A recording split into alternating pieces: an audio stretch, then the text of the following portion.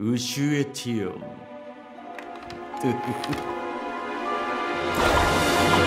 데모 크류. 야이, 어떠네즈? 의류 오투수어. 가소니님.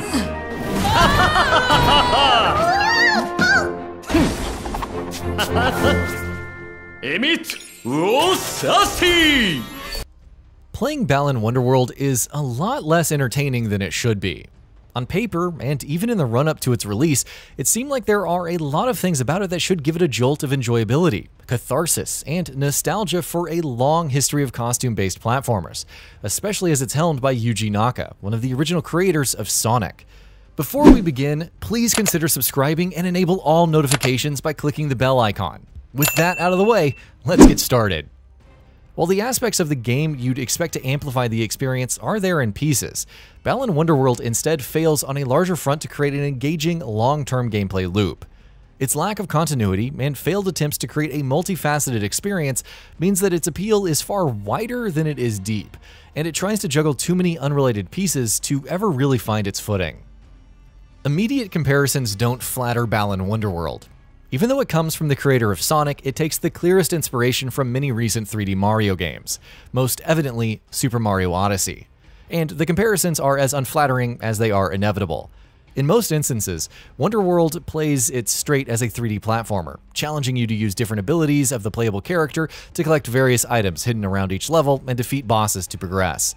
The platforming isn't as tight or precise as many modern peers of the genre, but if you can tame the often unpredictable camera, it's inoffensive enough on its own. Everything you do in Balan Wonderworld is contextualized with a cheerful story about overcoming inner demons. There are 12 cabaret-inspired chapters, each of which contains 2 stages, a boss, and a 3rd stage unlocked after you complete everything once through. While they're diverse in design, they all maintain the same cheerfulness, with consistently bright colors and dancing NPCs. They don't always push the limits of the hardware, but the art style is easy enough on the eyes. The opening cutscene portrays your character getting laughed off of a basketball court and taken in by a mysterious man in a big top hat, and you're then transported into this unexplained new world. It's nearly incomprehensible at points, with cutscenes loosely related to the worlds that you've completed, though the most interesting aspects are the impossible-to-hate show tune-like musical numbers that come after you beat a boss. It all gives off an air of unwavering positivity that's a breath of fresh air in a lot of ways, but it only does so much to hold up the gameplay. The game's primary unique offering is its abundance of costumes, which offer different abilities to the wearer to solve puzzles, and which are littered throughout to allow the player the agency to choose which costumes to wear. But while the idea behind the costumes is well enough in concept, its execution leaves a lot to be desired. You can only hold up to 3 costumes at a time, and it frustratingly does not restrict you from holding the same costume more than once. Frequently, I ran into the problem of losing a costume I was saving to solve a specific puzzle because I accidentally gathered one that I was already wearing. What's more is that to acquire a costume you have to use a key found around the world, but the game never makes an effort to utilize this concept, so keys are almost always very close to the costume pickups.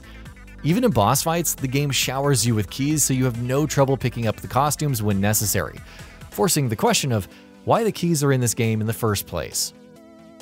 There are dozens of costumes to find overall, most of which are well designed and cosmetically diverse to match their stage. When it comes down to it though, there aren't enough unique abilities to justify having this many costumes. They all only have one ability, most of which are repeated at some point somewhere else, and those that aren't repeated are generally specific to their original stage. Because they each allow just a single ability, many costumes do not allow the ability to jump, which forces you to hold a spot for the one that can jump, as almost every segment of every stage requires it.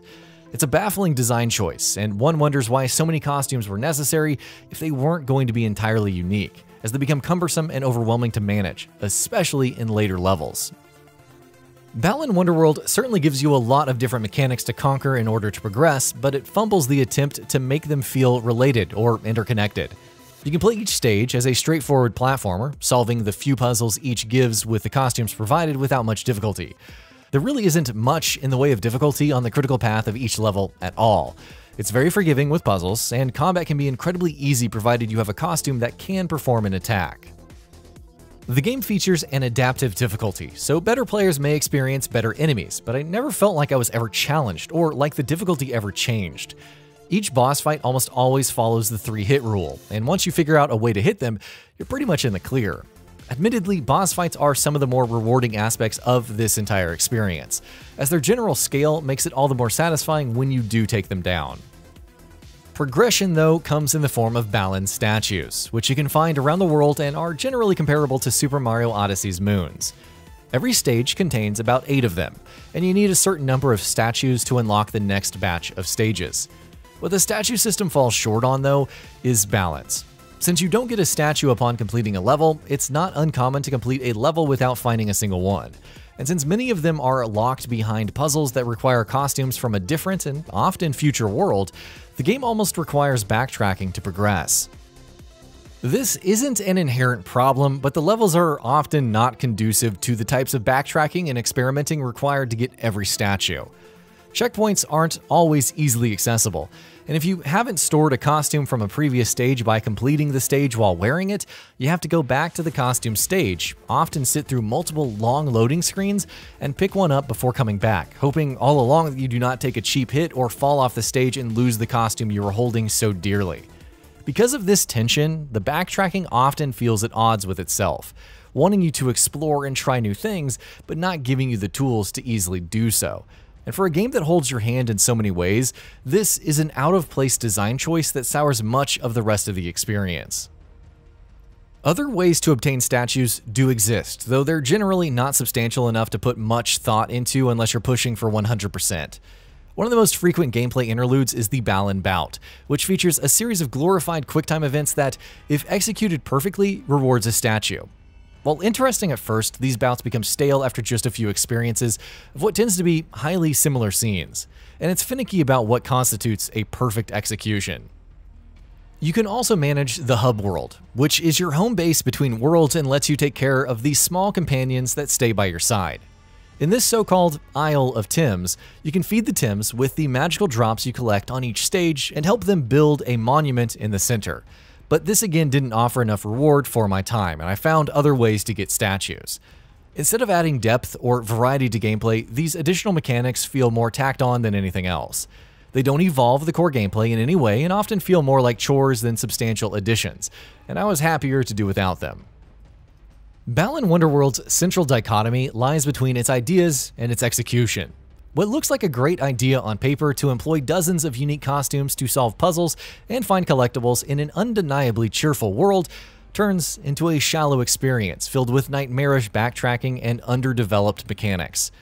The art style and world are fun, but the goodwill it gains at the beginning is quickly lost when it starts to artificially slow you down.